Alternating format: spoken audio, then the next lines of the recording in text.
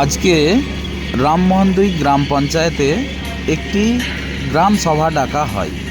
আবাস যোজনার ঘরের লিস্ট নিয়ে আলোচনা করা হয়।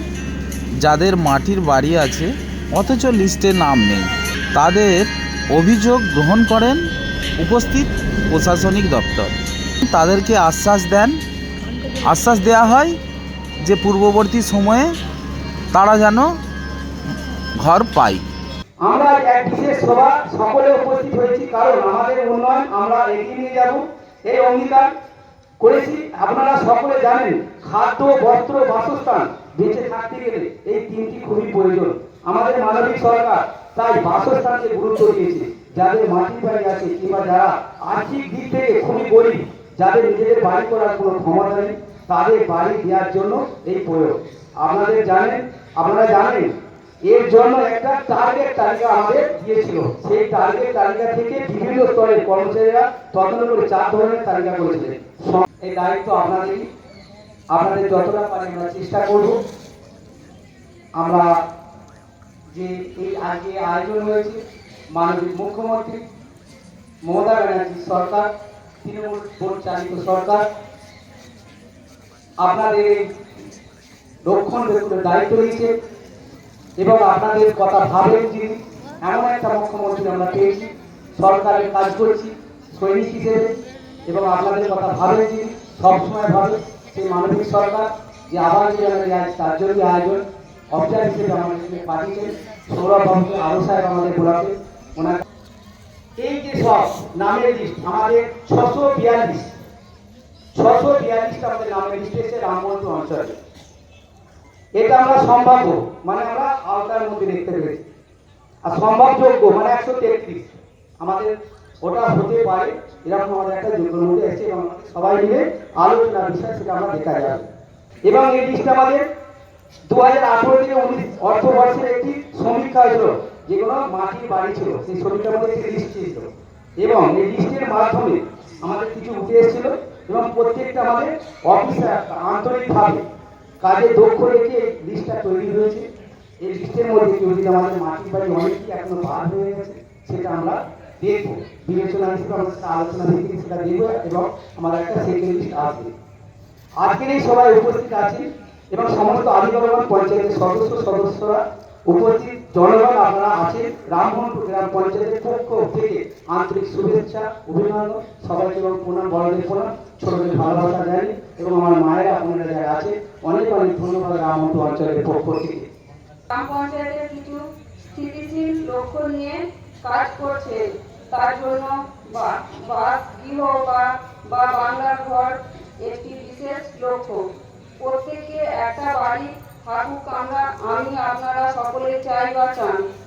মাননীয় মুখ্যমন্ত্রী সকলের মাটির বাড়ি এবং দারিদ্র ব্যক্তি যাদের বাড়ি করার ক্ষমতা নেই বাংলার বাড়ি চালু করেছে, তাই সেই বাড়ি নিয়ে আলোচনা সভা। এই আলোচনা সভায় আপনারাই ঠিক করবেন কারা বাড়ি পাবে, পাওয়ার যোগ্য বা অযোগ্য। আমি রেভিনিউ অফিসার বিএলআর খানাকুলে কর্মরত। আমাকে অবজারভার হিসাবে পাঠানো হয়েছে প্রশাসনের পক্ষ থেকে। বিগত কয়েক বছর আবাস যোজনায় বহু মানুষ ঘর পাননি, তাই রাজ্য সরকার ঠিক করেছেন যাদের নাম তালিকাভুক্ত ছিল তাদের বাড়িগুলো ইন্সপেকশন করা, এবং ইন্সপেকশন করেছে আমাদেরই ব্লকের সমস্ত আধিকারিকগণ। এবং এখন একটা অ্যাপসের মাধ্যমে এই ইন্সপেকশন হয়েছে, মানে ঘরে বসে কেউ করেনি, প্রত্যেকে ডোর টু ডোর ভিজিট করেছে, সেখানে ছবি তুলেছে, সেই ছবি আছে আমাদের কাছে আপলোড করা। ফলে ভুল হওয়ার সম্ভাবনা খুব কম, তাও কাজের মধ্যে ভুল হতে পারে। তো আমরা এখানে দেখছি যে 823টা লিস্ট নাম আমাদের পাঠানো হয়েছিল জেলা থেকে, তার মধ্যে 642টা নামকে বিবেচনা করা হয়েছে এবং 133 জনের নামকে বাদ দেওয়া হয়েছে। এবং এই গ্রাম সভা যাতে ডাকা, আপনাদের কাছে এই লিস্ট পৌঁছে যাবে। ফাইনাল লিস্ট কাল রাত্রে হয়েছে, আশা করা যায় বিকালে বা সন্ধ্যের মধ্যে আমাদের গ্রাম পঞ্চায়েতে এই লিস্ট টাঙিয়ে দেওয়া হবে। এবং 48 জনকে হোল্ড করে রাখা হয়েছে ইনঅ্যাক্টিভ। তার কারণ কি, তাদের কাছে যাওয়া হয়েছিল, কোনো কারণে কোনো ডকুমেন্টস দিতে পারেননি বা অনুপস্থিত ছিল, সেগুলো তো অবশ্যই আবার এনকোয়ারি হবে। তো আপনাদের আজকে যেটা আমরা জানতে পারলাম 823 জনের নাম সার্ভে লিস্ট হয়েছিল কবে 2018 সালে 2018 সালে যে লিস্টটা তৈরি হয়েছিল আপনারা জানেন যে প্রধানমন্ত্রী আবাস যোজনা আগে ছিল, কিন্তু কেন্দ্রীয় সরকার টাকা না দেওয়ায় বর্তমান রাজ্য সরকার বাংলা আবাস যোজনা প্রকল্প চালু করে এবং এই বাংলা আবাস যোজনায় 823 জনের মধ্যে 642 জন যোগ্য এবং অযোগ্য যারা আছে 133 জন। এইটা নিয়ে পরে ওনারা ভাববেন এবং 48 জন নিষ্ক্রিয়। এক মিনিট সচিব সাহেব একটু নজর দেবেন দিকে। আস্তে আস্তে আস্তে আস্তে আনলিমিটেড হলে হবে না, লিমিটেড হবে।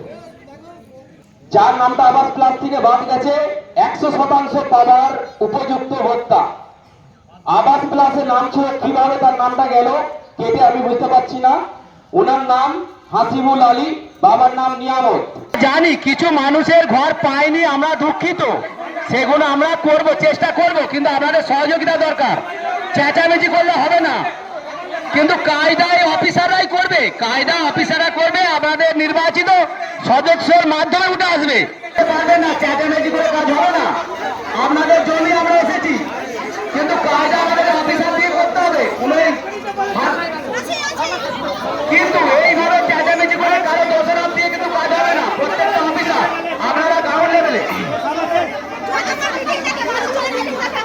সেই বুথে অশান্তি হচ্ছে, সেই বুথের মেম্বারকে কাজ করুন। আপনারা বুথের মেম্বারের সাথে আলোচনা করুন।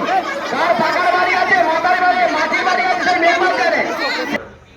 এবারে যে নামগুলো এসছে তাদের প্রত্যেকের বাড়ি দেওয়া হয়েছিল এবং এর সঙ্গে কোনো রাজনৈতিক দলের ইনভলভমেন্ট নেই, যেটা আগে হতো। সেই ধরনের জিনিসকে বন্ধ করার জন্যই সরকারি আধিকারিকরা গেছিলেন।